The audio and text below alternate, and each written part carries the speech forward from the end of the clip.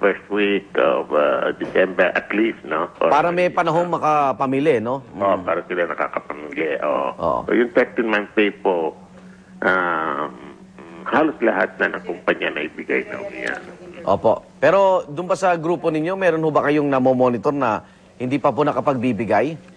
Wala naman, wala kaming report. Wala ka normally. Kung meron ganun, meron mga nagre-reklamo. No? Wala naman kami tinatangkat. Siyempre, oo. Reklamo so far. No? Oo. Bukod ho sa 13-month pay ho, inaasahan ba na mga manggagawa yung... Di ba hiwalay pa ho ito sa tinatawag na parang may bonus pa yata? Well, iba yung mga iba, yung kaya. Na, yung mga, alam mo naman, sa dami ng kumpanya, iba-ibang status ng mga kumpanya, yung mga maliliit. No? Opo. Alam mo, yan ang kanilang parang bonus na rin, no? Yung 13-month pay. Although that is a requirement of law, no? Opo. Kamusta naman ho ang industriya? Ngayong medyo... Siyempre, patapos na rin po ang taon. Kamusta ang 2009, Ginoong Valera? Well,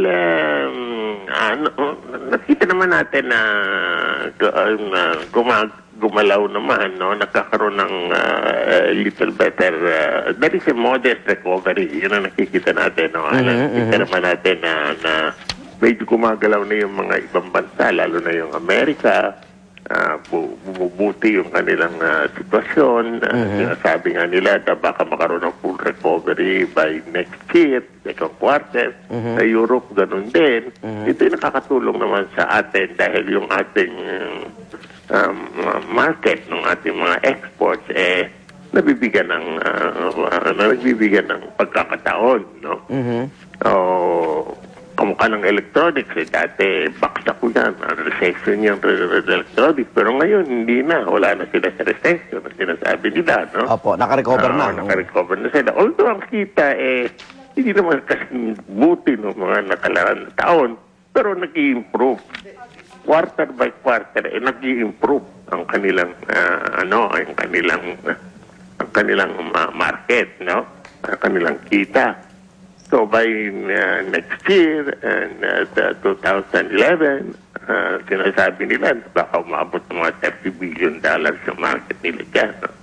So, yan ang nakikita natin. Yung business processing, ganun din, no?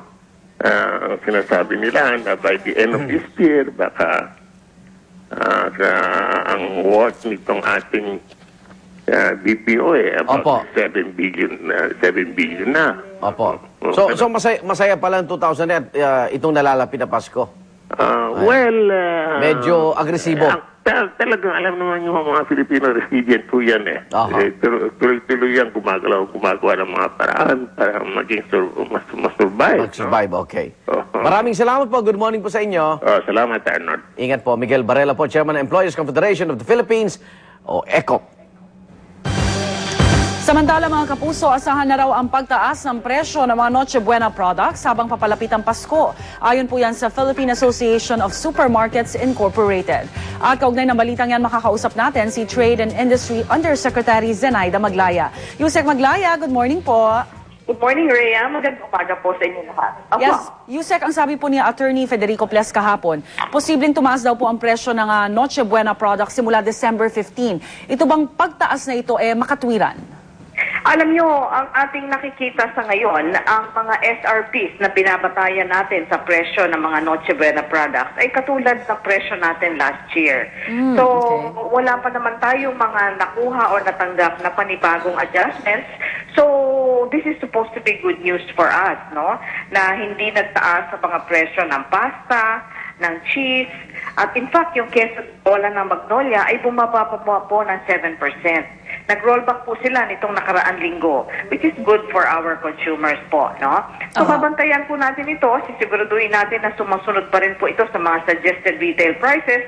Then, alam naman po natin na napakaraming brands sa merkado, ang hamon, ang pasta, pati po yung mga food cocktail. Kaya, nandyan po ang kompetisyon. So, we should not be worried na tumaas palalo ang presyo. Nagkakahigpitan daw po yung supply ng dressed chicken sa supermarkets, Yusek.